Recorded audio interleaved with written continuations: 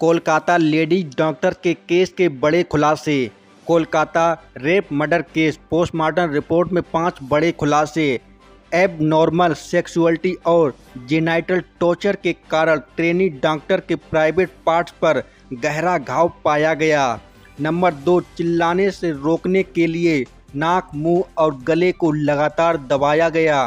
गला घोटने से thyroid cartilage टूट गया।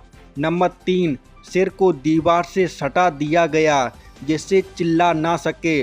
पेट, होंठ, उंगलियां और बाएं पैर पर चोटें पाई गईं। नंबर 4, इतनी जोर से हमला किया कि चश्मे के शीशे के टुकड़े आंखों में घुस गए। दोनों आंखें, मुंह और प्राइवेट पार्ट से खून बह रहा था। नंबर 5, चेहरे पर आरोपी के नाखून से बने खरोंच के निशान मिले। इससे पता चलता है कि पीड़िता ने खुद को बचाने के लिए काफ़ी संघर्ष किया। मित्रों, कोलकाता रेप केस मर्डर में 9 अगस्त से 17 अगस्त के बीच क्या क्या हुआ, आइए जानते हैं। 9 अगस्त कोलकाता के आरजी कर मेडिकल कॉलेज में ट्रेनी डॉक्टर की रेप के बाद हत्या। उनकी अर्धनग्न बॉडी कॉलेज के सेमिनार हॉल में मिली। दोनों आंखें, मुंह और प्राइवेट पार्ट से खून बह रहा था। गर्दन की हड्डी भी टूटी थी। पुलिस ने केस दर्ज किया। देश भर में रेजिडेंट डॉक्टरों की हड़ताल शुरू हो गई। 10 अगस्त को सीसीटीवी फुटेज के आधार पर आरोपी संजय को गिरफ्तार किया गया। उसने रेप हत्या की बात कबूल की। रेजिडेंट डॉक्टर ने मेडिकल स्टाफ की सेफ्टी के लिए कानून बनाने और घटना को सीबीआई जांच के लिए प्रदर्शन किया। 12 अगस्त आरजी कर मेडिकल कॉलेज के प्रिंसिपल ने इस्तीफा दिया। इसके बाद दूसरे कॉलेज में उनकी नियुक्ति की गई। कोलकाता हाई कोर्ट में सीबीआई जांच की मांग को लेकर याचिका लगाई गई। 13 अगस्त को कोलकाता हाई कोर्ट ने केस सीबीआई को सौंप दिया। कहा 5 दिन में पुलिस ने कुछ नहीं किया, ऐसे में तो सबूत मिटाए जा सकते हैं। Federation of resident doctor association FORDA ने हड़ताल खत्म की। 14 अगस्त सीबीआई को केस हैंडओवर किया। देर रात करीब 1000 लोगों की भीड़ आरजी कर अस्पताल पहुंच गई। हिंसा और तोड़फोड़ हुई। 15 पुलिसकर्मी घायल हुए। 12 अपराधियों को गिरफ्तार किया गया। 15 अगस्त को हिंसा के बाद देश भर में हड़ताल और प्रदर्शन तेज हुए। फोर्डा ने भी फिर से हड़ताल शुरू की। आईएमए ने भी ऐलान किया कि 17 अगस्त को देश भर के डॉक्टर हड़ताल पर रहेंगे। 16 अगस्त को सीबीआई ने अस्पताल के पूर्व प्रिंसिपल संदीप घोष को हिरासत में लिया। सीएम ने दोषी को फांसी की सजा देने की मांग को लेकर रैली निकाली। कोलकाता हाई कोर्ट ने अस्पताल को लेकर पुलिस को फटाफट फटकार लगाई। 17 अगस्त को आईएमए ने कहने पर देश भर के डॉक्टरों ने हड़ताल की। सिर्फ आईसीयू और इमरजेंसी सेवाएं चालू रहीं। मित्रों, लूट कर मासूम की आबरू, जालिमों तुम्हें नींद कैसे आई होगी। तुमने तड़पाकर उस खिलते फूल को अपनी बेटियों से नज़र कैसे मिलाई होगी। कसूर क्या था, शायद कोई खता नहीं थी। कलेजा नहीं फटा जब वो चिल्लाई होगी। तुम इतने बेरहम कैसे बन गए ए दरिंदो, सोचता हूँ शायद तालीम तुम्हें कैसे आई होगी। संजय रॉय कोलकाता में कर्मचारी है। संजय की 4 शादियाँ हो चुकी थीं। 3 पत्नियों से छोड़कर चली गईं और चौथी पत्नी को कैंसर से मृत्यु हो गई थी।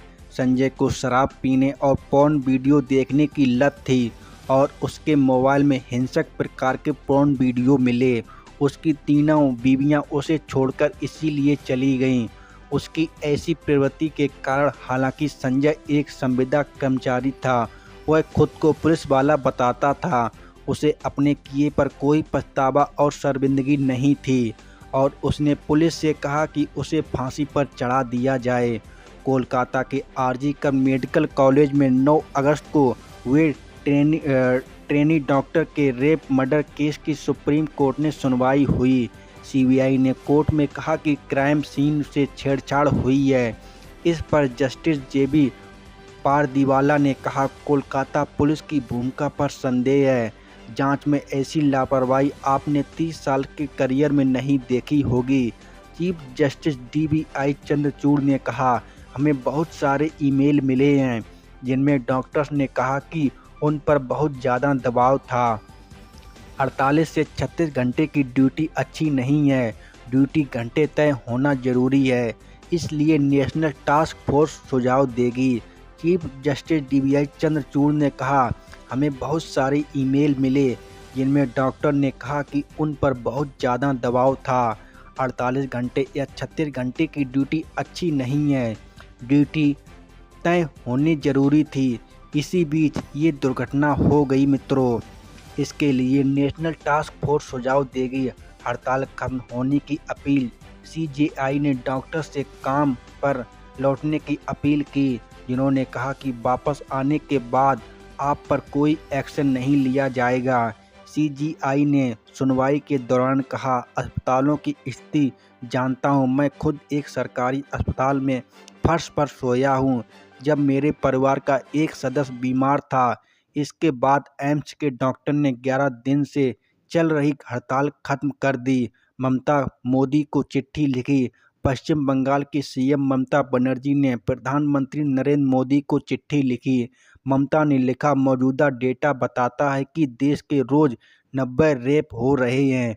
ज़्यादातर मामलों में रेप पीड़ित की हत्या हो जाती है। यह ट्रेंड भयानक है। हमारा कर्तव्य है कि महिलाएं सुरक्षित महसूस करें। इसके लिए ज़रूरी है कि केंद्र सरकार कड़ा कानून बनाए जिसमें इस तरह के संदिग्ध अपराध करने वालों को कड़ी सजा का प्रावधान हो सके। ऐसी मामलों में फास्ट ट्रैक कोर्ट में चलाना जाना चाहिए।